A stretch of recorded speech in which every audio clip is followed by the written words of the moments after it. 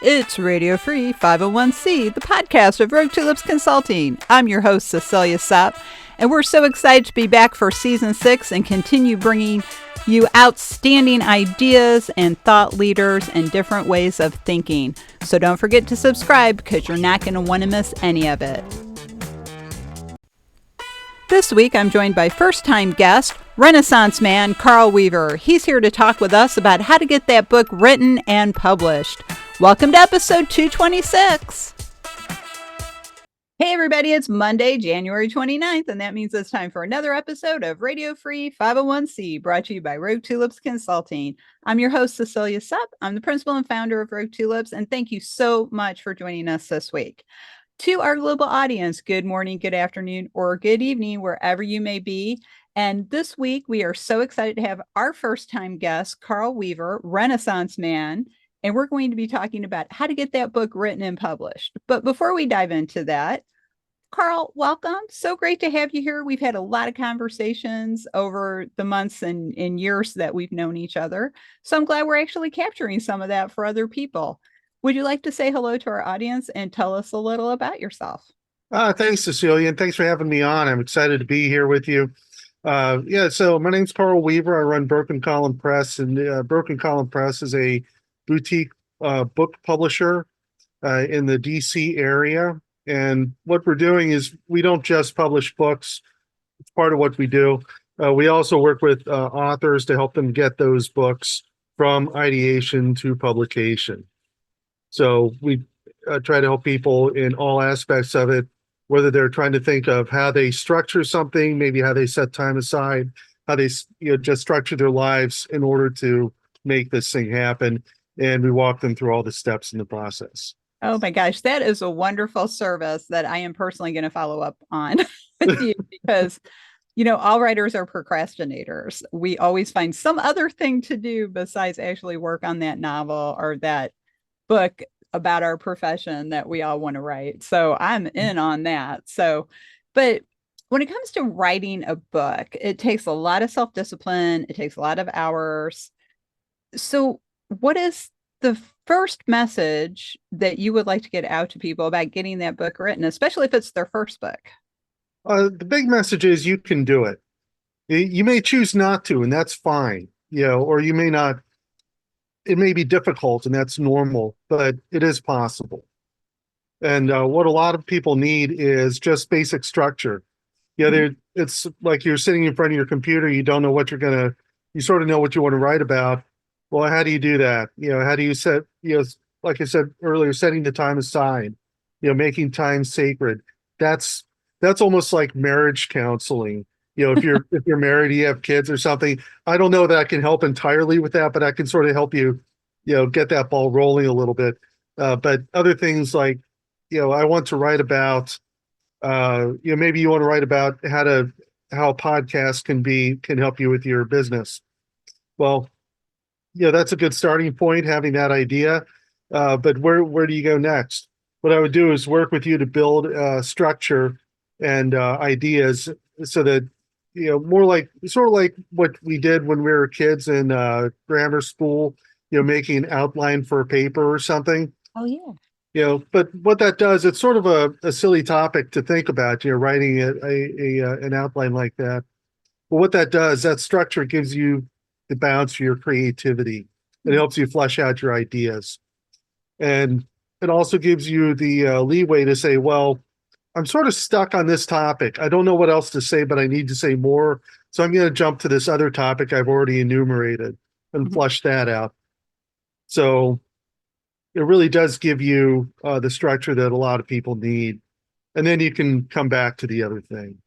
That's a really good point because over the years, I've read a lot of books about writing books and read a lot about authors, especially authors I really like Frank Herbert, who's best known as a science fiction writer for the Dune series, which is incredible. Although he should have stopped after book 3, but that's another conversation. But the thing about it is what I learned that I thought was like, wow, this was like a light bulb. And I'd like to hear your thoughts on this because it's kind of inspired by what you just said.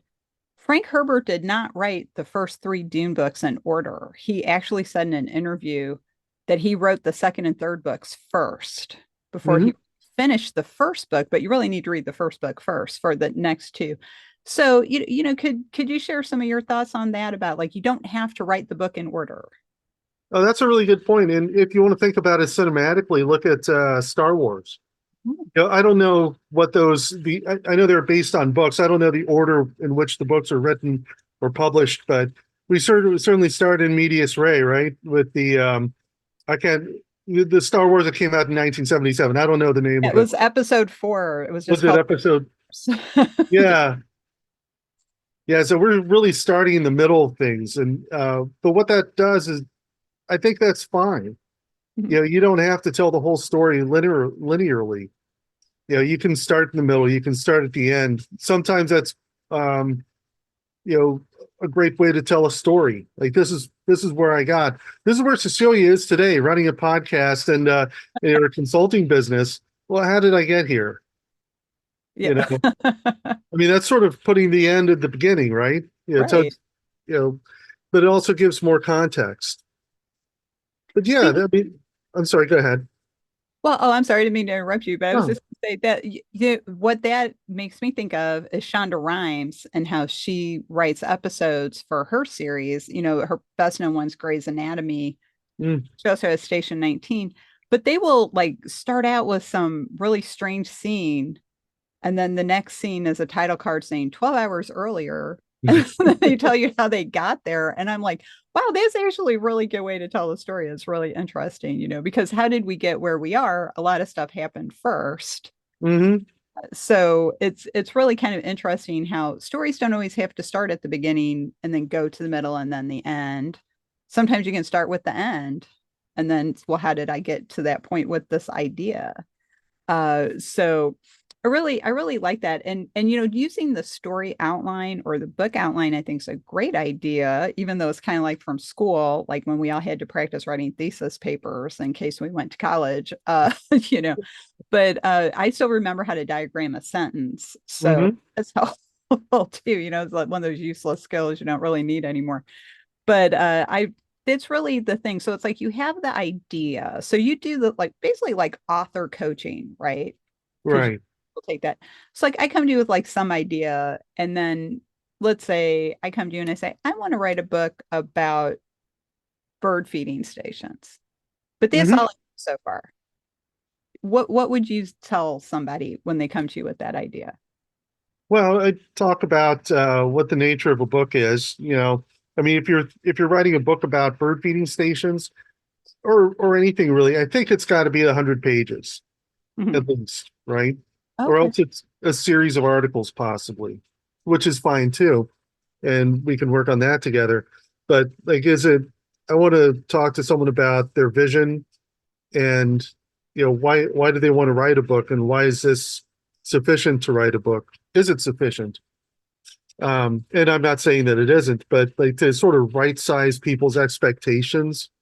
Mhm. Um, because something I found is that a lot of people want to write a book. A lot of people want to have a book. Not a lot of people want to write a book. You know, and a lot of people, I've had a lot of people say, "Oh, I want to have a book with my name on it, and it's going to tell my story." And I'll say, "Well, what's it about?" Well, we'll get back to that. I just want a book. You Yeah. know. Yeah, but I mean, starting out with, what does this entail? And are you willing to set aside, I don't know, whatever you think is appropriate for writing it is, if you're going to write a 100-page book or a 500-page book, you have to start like a few pages at a time, right? And maybe that's 2 hours a day or 5 hours a week or however you cut up your time. Mhm. You know, can you do it in a year? Or is it going to take, is it going to be like, what is that? The five pillars of wisdom that, uh, Lawrence Oh, T. T.H. Lawrence wrote, Lawrence. Yes, the and it's seven like pillars of wisdom. Yeah. this thick. I mean, he didn't spend like 5 weeks writing that. Right. You know, Well, and Gone with the Wind, which is, a fabulous novel. Margaret Mitchell is the only book she ever wrote, and it took her over 10 years to do it. hmm. And then another more contemporary author, J.K. Rowling, it took her, I think, like 12 years to write the first Harry Potter book. because she would, a working mom and would scribble things down on pieces of paper. And then one day she finally pulled it all together. Now, here's another interesting inspirational thing about J.K. Rowling. She was rejected, I think, by 25 different publishers before Scholastic Books said, this could be a winner. So Yeah. how do you encourage writers? And now I know if they're working directly with you and you like their book, you're probably going to help them get it published. But what if they've gone to like a bunch of other publishers and they've all said no? I mean, what sort of advice or encouragement might you give a writer who keeps getting rejected? It's a mixed thing, I mean, sometimes people just don't, other companies, other publishers don't see the vision, Mhm. and you may just have a unique vision and you need to keep shopping it around. Other times you really need to look at your manuscript and see if it's well written, maybe take it to an editor. I also do editing, but I mean, sometimes it's for a legitimate reason that people don't get published, and sometimes it's because they haven't they haven't talked to the right person. Right. So, and it's hard to do that sort of self-analysis about does this come off as an ego project and I just want to have my name out there, or is this really a great book that people just don't see the value in for some reason? Right. And there are some authors, I can't think of who offhand. I was thinking about this a few days ago, but now I can't think of the authors uh, whose work gets discovered later. Mhm. Or I don't know if you've seen the movie uh, Barfly. It stars Mickey Rourke. It's from the 1980s, and it's really hard to find. So don't spend like more than about 2 minutes trying to find it somewhere because you probably won't. But he plays. It's a screenplay by Charles Bukowski, who's a poet, and the main character is he keeps sending out these poems to different poetry magazines, and finally some woman comes knocking on his door and says he says, "Who are you?" She says, "Oh, I'm so and so from the literary magazine, and we've been trying to send you this check for all the poems you sent us to be published, but we haven't been able to find you." I guess she says, "I guess you can say I've discovered you." And he says, "Well, I always thought I'd be discovered after I died." Oh boy. And that's really, I think that's an excellent example, Carl, because two poets that were discovered after they died were Anne Bradstreet and Emily Dickinson. Mm, Many of us may not know who Anne Bradstreet is, but she was a Puritan writer in the 17th century. And, of course, it was Puritanism. So she was not supposed to be doing that. They all kept journals for introspection for their spiritual growth, but she actually wrote poems and they were discovered after she passed away. And her most famous one is Verses on the Burning of My House, because her house burned down and she had feelings. So she wrote a poem about it. It's actually very good. And then Emily Dickinson, who's so well known, we know so much about her. Nobody knew she was writing poems until she died, and they were all discovered in her house. So she actually becomes something of a recluse, like a lot of philosophers become.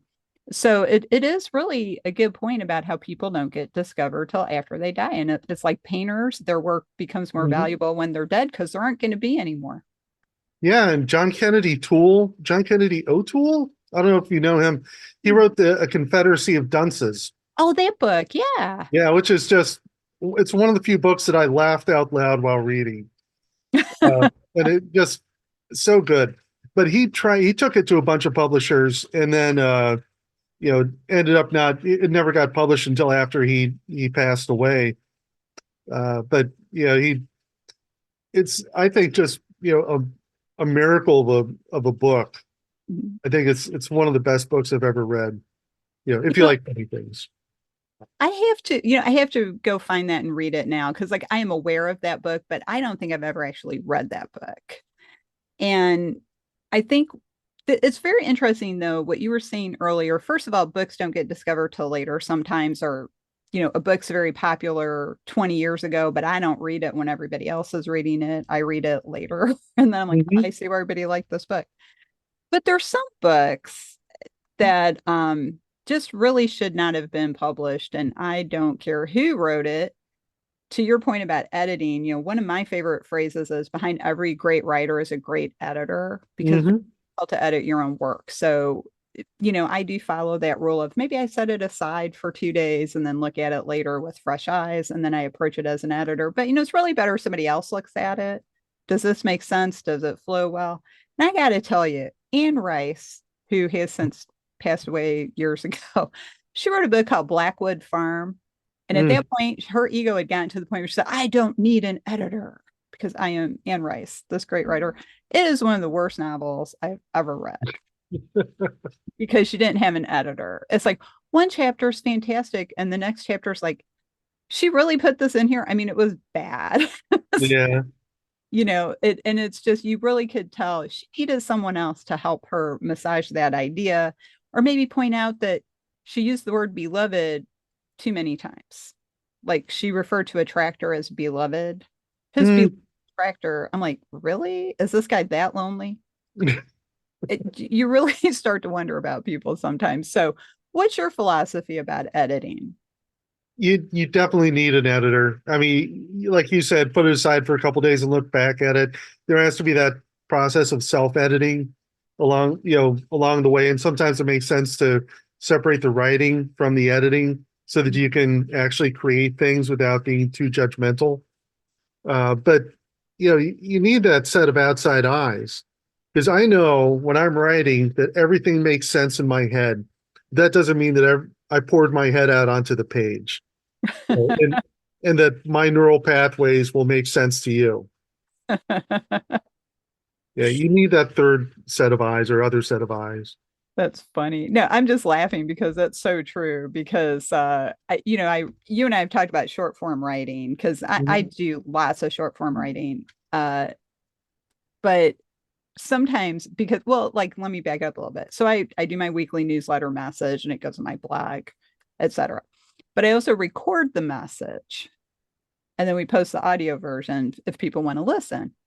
And sometimes I'll be reading it out loud and I'm like, why did I write this? This makes absolutely no sense. But it's too late now because it's already published on the blog because, Mhm. recording usually gets done later. But this way I try to like read it out loud before I say, okay, let's put that out there. Because when you read it out loud, sometimes you're like, what? Where did that come from? So yeah, totally agree with that. So now I'm going to ask you kind of an off the wall question, and I don't do gotcha questions, but just kind of off the wall. Are there or what is like the strangest question a writer or potential author has ever asked you? um, that's a good one. I can't think of anything really strange other than I get a lot of. I know what it was. Mhm. I was working with a local poet in Arlington, Virginia, and and it was his first book, and it was some really good poetry. In fact, it's out there called "Eater of Mushrooms" by Scott Delaney, and it's a lot of it's really raw, and I think that's part of what makes it powerful. But when we're talking about, well, where do the royalties go? How do I get paid? Stuff like that. First of all, I think he sort of wanted I mean, it was his first book. He didn't know, am I going to become a millionaire? The answer is probably not. Especially with poetry. But uh, he didn't have a sense of that, and so we talked about it a lot. And but he said, I want to keep the movie rights. I'm like, yeah, you can have that. Yeah.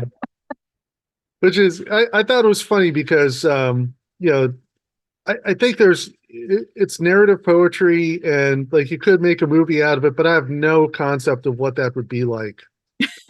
Uh, but it was a good thing and it was important to him, so he mentioned it, and I thought that was good. That's a good question. Yeah, I guess a book of poetry could be a series of vignettes. it really is. Yeah. Yeah, in a movie. Mhm. That's pretty funny. But unfortunately, the days of rock star poets are long behind us. Edna St. Vincent Millay was the last one, and that was 100 years ago. So, all right. Yeah. So, and that reminds me, I want to ask you, do you have a favorite era of writers? like either American era or some other country's era of writers. Like to me, my favorite era of writing is American 1920s because there were a lot of writers who were very prominent. They all kind of knew each other. And Hmm. a lot of great stuff got written and published, especially by women authors in that period. So I was curious if you had a favorite era. I like that era also. I don't like a lot of the stuff that I've read from it, but I like that there was a this moment of creativity and creative people hanging out and encouraging each other, and that there were more female authors coming around then, and not that there I think was ever a dearth of them, but they were mostly hidden probably, like who's the woman who wrote oh geez. I'm not good. Elizabeth Barrett Browning, that's what I'm trying to think of. Who Yeah. really published originally under her husband's name, uh, Robert Browning. But eventually we came to know who she was again after she died. Mhm. But yeah, I like that era also. It seems like a time of creativity. I like the beats, like the 1940s through early 60s. Mhm. That beat generation. I don't, again, I'm not a big Allen Ginsberg fan, but there's a moment of, there's a whole lot of creativity there and people just doing different things that had never been done before. Like if you read Howl by Ginsberg, you think, I've never read anything like that. And you probably ever won't read anything like that again. I think if you try doing that now, it just would never get published, Yeah. but Well, and I think that's a good point because, you've used some movie examples before, which I think are great because movies are storytelling. But I think a lot of movies are stagnant now. They're always series or reboots. It's like, mhm. my God, if they reboot Batman one more time, I might just burn my 75th anniversary of Batman book. Just Yeah. because, seriously, it's like, how many times are we going to do this? And I hate it because Batman's my favorite superhero because he has no superpowers. He's just smart. Well, or like Hmm. Ben Affleck says in Justice League when he was playing an older Batman, his superpower is he's rich. So, Hmm. he can pay for everything. So that's always nice too. But I think there's a lot of that I've noticed. And I'd love to hear your take on this since you actually run a publishing company. So many books now seem to be series within, really kind of off the wall genres like and I say off the wall like dystopian youth novels. It's like, why are young people so depressed? And why are we making them more depressed? I don't get it. And then, because like when I was a kid, I read a lot of different kind of books, but the young adult books seem to be a little more positive and kind of teaching you life lessons and things like that, as opposed to like the world is a very dark place and it's just getting darker. Or like action suspense novels. I love them, don't get me wrong, but I'm starting to question how many rogue former black ops operatives are running around the world getting into trouble and, mischief and undermining things. So, what do you think about that? Do you see that as a trend that's going to continue with the series writing and those kind of niche genres? I think a lot of art, whether it's painting or writing or what have you, reflects the time in which it comes about. I heard someone talk once about how, the Godzilla movies were, they're immediate post-war Japan, Mhm. and lots of stuff got destroyed, you know, and there were a lot of sci-fi movies in America in the 50s and 60s when there were a lot of scientific and medical advances. People didn't really know what to think about them for a while. I think and you're talking about your, maybe are you here? Are you there, God? It's me, Margaret. Stuff like that. Which is a little more wholesome than what we're seeing today. It's not. Are you there, God? It's me, Margaret, and we're dying in and this the world's on fire. But I think there's a lot of uncertainty right now in the world.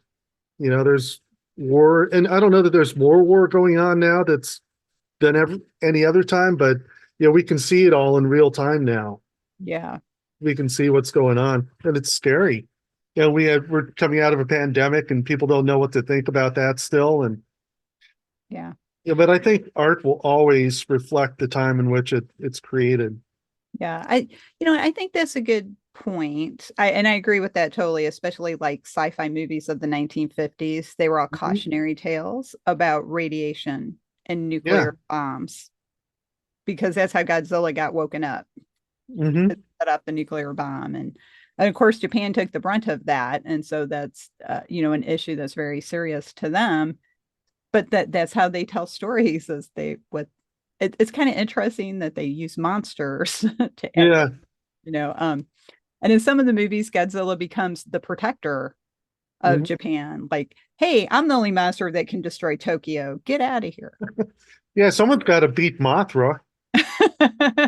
Well, and Mothra is so adorable, but kind of not helpful. It's like, what are you doing? He feels big and cuddly, doesn't he? Yeah, he is very cuddly, and then he has those twins that hang out with him all the time. I That don't remember the twins. Yeah, they're actually small women, twin sisters, and they're the only ones who can talk to Mothra. So they sing to him and they wake him up and say, "Hey, Mothra, we need you to come get in the way so Godzilla can win." It's like distract the guy so Godzilla can win. you know, Yeah. it's like that's really, but that's interesting how stories evolve though with characters we love. Like we love Godzilla and Godzilla has evolved. So if you watch the new Universal series that's come out in the last 10 years, Godzilla is apex predator who maintains the environmental balance Hmm. against the other monster. So he maintains balance and represents, nature correcting itself. So that's the story of our time. We're very concerned about our environment, so we're hoping some Godzilla comes along and corrects it for us because we're certainly not. Uh, you know, but that's again another issue for another day. So, but that's really interesting though. I like a lot of wannabe writers don't really know that much about the actual publication process. So let's say you've met a writer and it's their first book, they're excited, they've worked with you for like a year and a half, they've got that book written, it's at least 100 pages, it's designed, it's ready to go. So what's the process of actually getting published? Like what happens after the manuscript is done? So I'm working with a fellow right now who's here it is. You probably can't see Oh, that. No, it's oh, there. Okay, hold still. Now uh, we can see it. And for the audience listening, it's called Learning from the Past, Looking into the Future. Okay, Realism in Philippine Foreign Policy. yeah, by Generoso DG Colone, and he's a former ambassador from the Philippines. But what he did is he came to me. He said, "I've got this manuscript," and he sent it to me, and we worked out its deal, and I did my own editing, which is mostly grammar stuff because I'm not a subject matter expert in this at all. So it's mostly grammatical corrections and stylistic stuff. And uh, we have a final manuscript now, and this is going to press probably next week officially. But the process is, I own a whole bunch of ISBNs, which is International Standard Book Number, which you can buy yourself. You could get one of those yourself, but it's pretty expensive, and I already have them. Uh, you know, I figured I'm helping him get it into the Library of Congress and working with the printers to make sure that everything comes back okay. So this is actually a proof copy. There it is for those of you watching it at home. Uh, and once we got the proof copy back, we can, I don't know if you saw, but almost all the pages are book geared and written in and stuff, to make final edits, either to formatting or style or something like that. So even though we're done with it, really, we're still making some edits. And it's a longer process than most people think, both to write and to get it in the on the shelf somewhere. But there's one particular printing company that I work with that helps me get it into everywhere in the world, and that's Amazon. Oh, So I use their printing services. I don't mind sharing that little trade secret. If you use Amazon, get in their catalog, it's going to be available also at Barnes and Noble and AB books and everywhere else you might buy a book. I don't know if people still go to bookstores or not, but you can get it there. Yeah, I think they do. Mhm. At least on the Hallmark Channel. There's Well, like, where else are you going to meet the handsome guy in the flannel shirt? is right, who's going to change your life forever. Yeah. And it was pretty funny. Just as an aside, my mother-in-law lives in a retirement community, and that's the only channel they show is the Hallmark Channel. So, and she actually made a comment about it once, like that's all they ever show. They never play sports. So it's like she would rather watch basketball than the Hallmark Channel. But I think this is just fascinating. So, could you summarize for us, Carl, like what are like a bullet point list? What are the steps of the idea to getting on Amazon and into the bookstore? So you have to write something. And again, we can work on that structure. So like we're putting the cart way ahead of the horse at this point.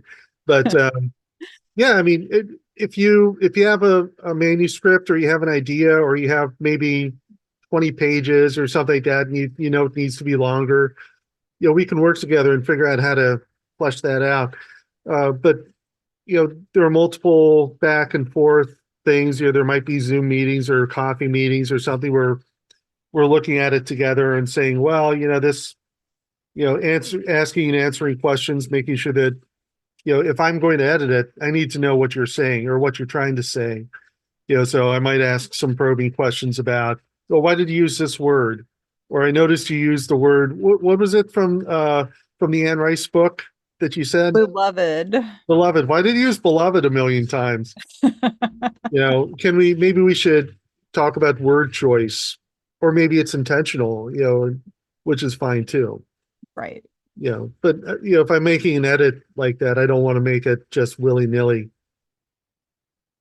So there's a lot of conversation about that, about, what are you trying to say? And can you explain it to me like I'm five, which this guy, uh, Ambassador Colonna had to do, on a couple topics because, I'm just not net as much as I know about the South China Sea right now. It is not my expertise. So, um, so we go back and forth, and at some point you have to, like we were saying earlier before we started recording, you have to say, okay, we're done.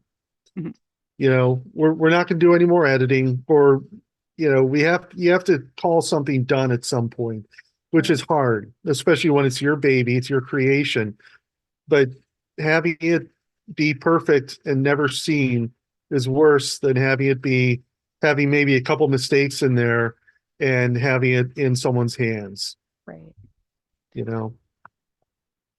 I love that. I mean, because that's what second editions are for, right? Hmm. Yeah, that's exactly right. Yeah, so you write a second edition. In this case, he'll probably update some information about about the Philippine foreign policy, especially with China and stuff like this, and he'll correct whatever errors were in there before, and bada bing, bada boom, you got a second book. That's So, great. or second edition of the first book. I don't know. Yeah. Well, see, and that's what, I think writers, it's hard for writers to let go for that reason. Hmm. But yeah, you do have to let go. And like I mentioned, I write a weekly newsletter. I have to let it go every week and then Hmm. cross my fingers and hope. So it's really, but before we wrap up, this is first, I just want to thank you again for sharing all your knowledge and process and explaining it to everybody and your encouragement of people. Hmm. But how can you and Broken Column Press help a nonprofit organization in the area of publishing? It's funny. I was thinking about that, trying to figure out how to weasel that in there. Um, yeah, so nonprofits, associations, whatever sort of organization you work for will benefit from a book because it shows that you are thought leaders in your industry, as an organization. Now, if you're working as an individual for a nonprofit or whatever, you also benefit from that because you get a byline. It's either your name on the title or on the cover rather, or you're somewhere in the book, as a prominent, you know, uh, generator of information or something like that. So it becomes a portfolio piece for you as an individual for when you need to go move somewhere else, professionally, and it also helps the organization. So it can definitely help with that, and help figure out if you're going to write this book about your specialty topic, who needs to be the subject matter expert in what fields or what sections, maybe. It may be a larger project management task than just, you, Cecilia, writing a book. Because I'm working with 5 different staff members and maybe someone on the board wants to approve it. That seems more like a roadblock, and I'd caution too much board involvement if they're not going to write it themselves. But every organization is different. Mhm. And so it can be, there is an investment in doing this sort of thing. So it's not like it's going to be complete, richness off of doing it. There is a cost. There are some costs involved, like editing time and stuff like that. So it's not, you can't think of it just as non-dues revenue, but there is an element of that. It is possible you can make your money back, especially if you invest X number of dollars in making this book. And now every time you have a meeting, people can buy the book or order the book through your conference registration system. Or if you're having or maybe Cecilia, if you're speaking somewhere and you're getting paid for it, say, add in an extra $10 so that everyone gets a copy of my book. There are all sorts of different ways to market it, and that, of course, puts money in your pocket, but it also spreads your message. The one thing I love about books as marketing pieces is that a book is your calling card, your professional calling card that other people pay to own. And what happens with a book, after you're done, I put it in the little library down the road, in my community, or I'll, maybe sometimes I'll forget to leave it on the metro or something. Someone else might pick it up. So it's also transferable that way. It's sort of like owning pens. One of the things I do, I don't know if you do this, but I get pens from pens.com or somewhere, with my company name and contact information. And I'll, if I go to a bar, I'll say, hey, do you guys need some pens? Here's a handful of pens, because I know those pens are going to walk off just like the pens they buy. Right. Yeah. That's a really good idea. I never thought of that. Yeah. But books, that's a little more expensive. But, if you leave it somewhere, you donate it to someone, hand it to a colleague. It's an easy way to get your message across. Well, and books are portable and they don't need power Mm-hmm. to read. I like to listen to audiobooks, and I sometimes read Kindle books on Mm-hmm. device, but it's just not the same thing. Audiobooks are really more like listening to the radio to me. Yeah. You might listen to that. But this what I like about it. You can take a book anywhere, and like you said, you can just give it to someone else. So it's transferable knowledge or Mm-hmm. transferable entertainment if it's a novel. So, that's a really great idea. So, well, this has been really great conversation, and I think it's probably inspired a lot of us want to be book authors. And my friend Agnes Amos Coleman, who used to be the co-host of this podcast years ago, she's published several books. And I said to her, I just really don't know if I have anything new to say Mm. on different topics. And her reply was, everyone has their own viewpoint, and your viewpoint and perspective is valuable to the conversation. So you should do it. Mm-hmm. No, I completely agree. Yeah, everybody's got, like you said, all of life is like this Rashomon effect. I don't know if you're familiar with that movie, but you're familiar with every movie I refer to. Rashomon, I've heard of, but I don't think I've actually watched it. So it's a story.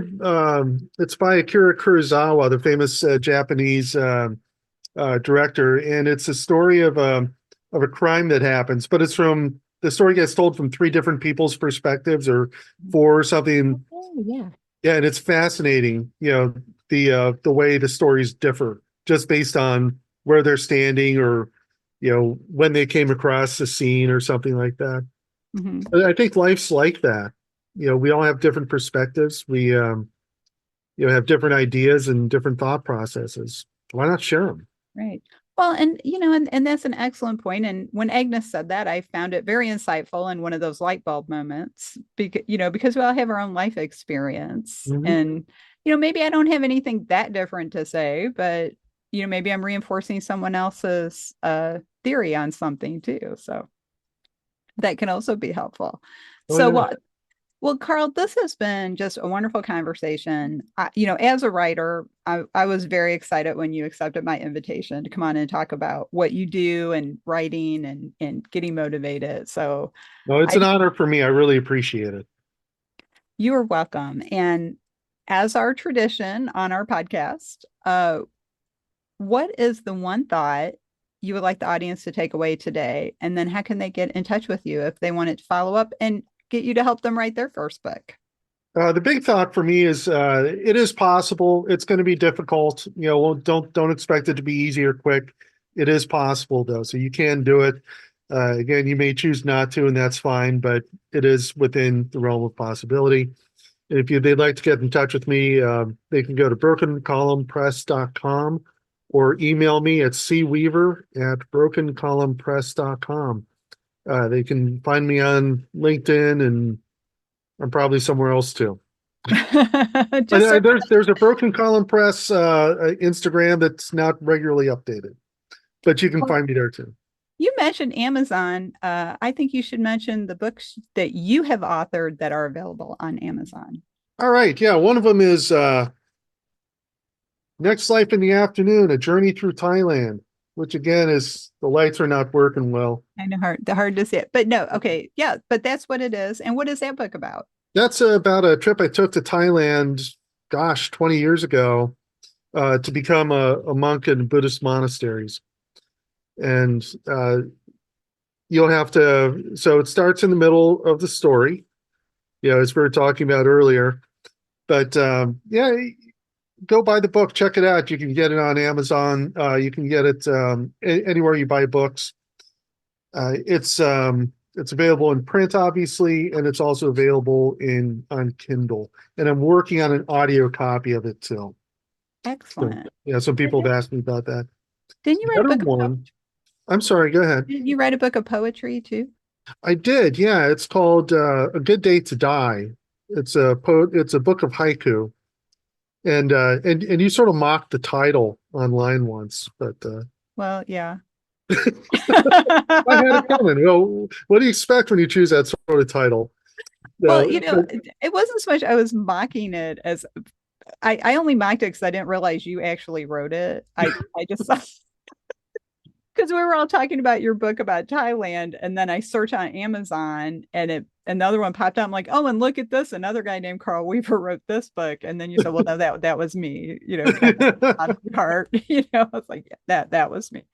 But no, it's because again, action movie lover in the Die Hard series, A Good Day to Die Hard. There's right. also Native American tribes. People say it is a good day to die if they're going into battle. The Klingons in Star Trek stole that line like they stole Shakespeare in the undiscovered country. So that's why I'm just kind of like, and I'm like, and the other thing, I'm just going to say this, Carl. The other thing that kind of made me laugh about it was A Good Day to Die, a book of haikus.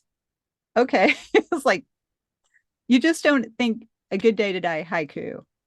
No, so the way that came about is actually through there used to be a tradition of samurai writing a death poem before they went into battle. Okay. And so it's like, I'm ready to die. They were part of the Zen tradition. And, except for the whole killing other people part, I guess. Yeah.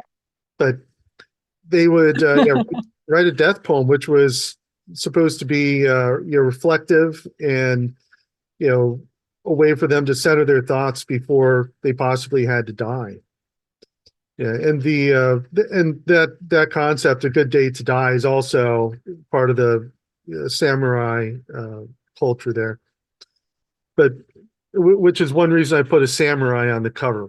It's a Okay. woodblock print from 1400s or something like that. Well, that's a wonderful story. that I got background. a tattoo of that wood block print too. So So you got a tattoo? yeah, of Oh, the all the right. wood block print, the samurai on the cover of the book. Well, I do like to study the way of the warrior, so that actually makes a lot of sense to me because most people don't realize, and to your point about the samurai writing that poem before going into battle to focus in case they do pass in the battle, they die in the battle. That people don't realize the way of the warrior means that that's really the internal battle of the individual Mhm. of trying to overcome whatever obstacles we're making for ourselves. And those tend to be kind of emotional blocks, I think, or uh, whatever it is that's bothering us inside. That's why introspection is so important. So I think we're segueing into a whole other episode right now about that. No, but that's great. So everyone, if you are interested in reading interesting nonfiction like I am, check out both of Carl's books. Uh, just again, Carl Weaver, Renaissance man, everyone. He once studied to be a Buddhist monk too. What else are we going to find out about him in later episodes? Because I'm sure Carl will be back. So, I'm making rice wine right now, so I'll share that with you once it's done. oh, great. Yeah. Okay. So that's just a preview into the next episode, maybe. I don't Yeah, I know. It's like I'm just starting to think you need to be a regular. It's so funny. know. No, I love it. Okay, well, we've already kind of done our wrap up. So, but then we went on to another topic. So, Carl, once again, real quick, what's your website? It's brokencolumnpress.com. And that is a great way to get in touch with Carl and learn more about him and what he can do to help you get your book published. So we do have to go rogue for now. I'm like I said, I'm sure Carl will be back in future episodes. So we're going to go rogue for now. Make sure you subscribe on your favorite podcast service so you don't miss any more of our exciting episodes, especially if Carl is back. If you want to learn more about Rogue Tulips Consulting and how we can help your organization bloom outside the box, check out our website, roguetulips.com.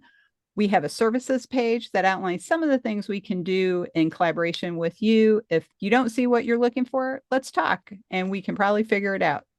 We also have all of our fees on our website because we believe in transparency. Rogue Tulips Education is our education program for people in the nonprofit management profession. We do focus on people preparing for the CAE exam. So if you are interested in a study group or a course, check out that website, which is the 501cleague.net. That's right, folks. It's a program so big, it needs its own website. So thanks for joining us. And on behalf of Carla and myself, we'll see you next time.